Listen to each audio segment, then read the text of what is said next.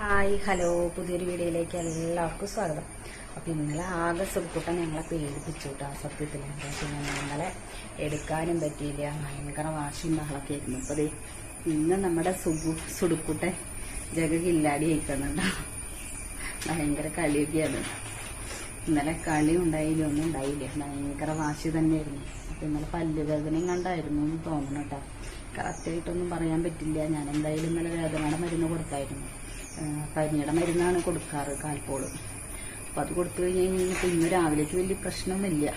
ഇന്ന് ഇത്തിരികോളം മാമ കൊണ്ട് അവിടെ ഇരുന്നതേ അവിടെ പായൊക്കെ ഇട്ട് പില്ലൊക്കെ വെച്ച് കവറൊക്കെ ഇട്ട് കൊടുത്ത് കളിക്കാനായിട്ട് ഇരിക്കാനൊക്കെ സുടുക്കൂട്ടെ. ഇന്നലെ ആകെ ഇന്നലെ പേടിപ്പിച്ചെന്ന് വെച്ച് കഴിഞ്ഞാൽ പിന്നെ എടുക്കലും വാശി പിടിച്ച് കഴിഞ്ഞ് കഴിഞ്ഞാൽ എടുക്കലൊന്നും നടക്കില്ല. അവൻ വാശി പിടിച്ച് കഴിഞ്ഞാൽ തലയിട്ടടിക്കലും ഭയങ്കരമായിരിക്കും കേട്ടോ. മുടി വലിക്കലും നമ്മളെ ഉപദ്രവിക്കലൊക്കെ ഭയങ്കര കൂടുതലായിരിക്കും.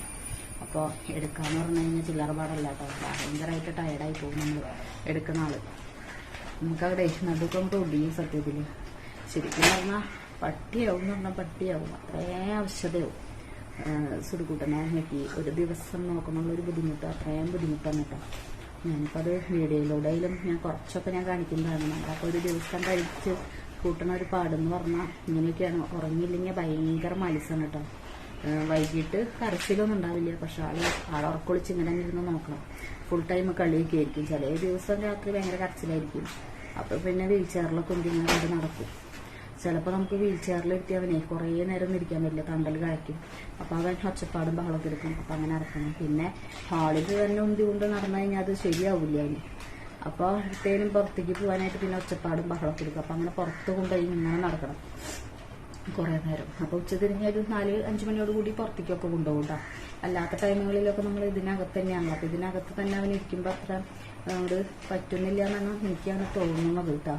ചിലപ്പോൾ എന്തെങ്കിലും അസ്വസ്ഥത കുറവ് കാരണം കൊണ്ടാണോ അവ കരയണത്. എന്തെങ്കിലും പ്രശ്നം ഉണ്ടെങ്കിൽ നമുക്കൊന്നും അറിയാൻ പറ്റില്ലല്ലോ. ഇങ്ങനെയുള്ള മക്കളോടത്തൊക്കെ എന്തെങ്കിലും ഒരു പ്രശ്നം വന്നു കഴിഞ്ഞാൽ അമ്മമാർക്ക് ഭയങ്കര ടെൻഷനാണ്. എന്തിനാ കരയണതെന്ന് പോലും നമുക്ക് സത്യത്തിൽ അറിയില്ല. അങ്ങനെ ഒരു മാനസികാവസ്ഥ എന്ന് പറഞ്ഞു കഴിഞ്ഞാൽ അതൊരു നമ്മൾ പതറിപ്പോണൊരു നിമിഷങ്ങളാണ് കേട്ടോ. നമ്മുടെ മക്കളുടെ അസുഖം നമുക്ക് അറിയാൻ പറ്റണില്ല എന്ന് പറഞ്ഞു കഴിഞ്ഞാൽ അത് ഭയങ്കര ഒരു വിഷമം പിടിച്ച കാര്യമാണല്ലോ. അവർ വായ തുറന്ന് പറയാന്നുണ്ടെന്നുണ്ടെങ്കിൽ പ്രശ്നമില്ല, പക്ഷെ അത് അവർക്കും അറിയില്ല, നമുക്കും അറിയില്ല. അതൊക്കെ നമ്മളങ്ങനെ ഹോസ്പിറ്റലിൽ പോകുമ്പോൾ ഡോക്ടറെ മുമ്പിൽ ചെല്ലുമ്പോൾ പോലും നമുക്ക് എന്തിനാ കരയണേന്ന് പോലും അറിയാത്തൊരവസ്ഥ ഭയങ്കര ഒരു പ്രയാസമാണ്.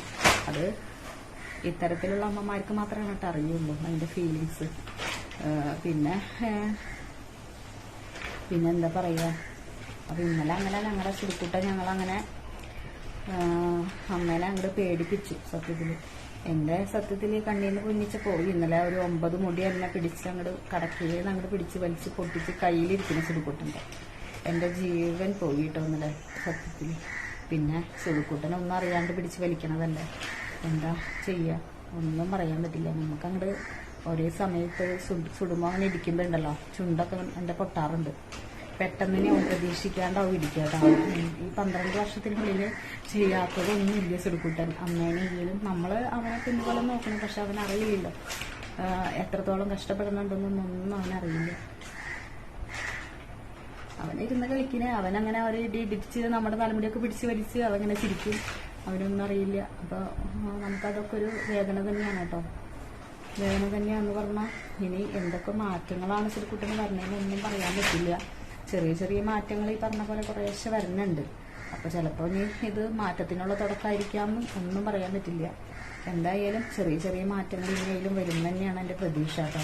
എന്തായാലും എൻ്റെ പ്രതീക്ഷ ഞാൻ കൈവിടുന്നില്ല. എന്തായാലും സുടുക്കൂട്ടനെ നടത്തിക്കാനുള്ള ഒരു തയ്യാറെടുപ്പിലാണ്. ഇപ്പം എൻ്റെ ലക്ഷ്യം ആകെ കൂടി സുടുക്കൂട്ടനൊന്ന് നടത്തിക്കണം എന്ന് മാത്രമാണ് ഇപ്പോൾ ലക്ഷ്യം എൻ്റെ കണ്ണിലുള്ളത് കേട്ടോ. എന്തായാലും എത്രയും വേഗം നടത്തിക്കണം എന്നുള്ളൊരു ഇതാണ്. ഞാനപ്പോൾ അത് കാരണം കൊണ്ട് സുടുക്കൂട്ടനങ്ങനെ മണ്ണിലൊക്കെ ഇറക്കുന്ന ജസ്റ്റൊക്കെ ഒന്ന് നടത്താനുള്ള ശ്രമത്തിലാണ്. ഇപ്പോൾ കൈ പിടിച്ചിട്ടായാലും സുടുക്കൂട്ടൻ തല അങ്ങോട്ട് ഉയർത്തണില്ല. ഞാനെന്നാലും കുറേശ്ശെ നേരം മുറ്റത്തൊക്കെ നടത്തിക്കുന്നുണ്ട് കൈ പിടിച്ച്.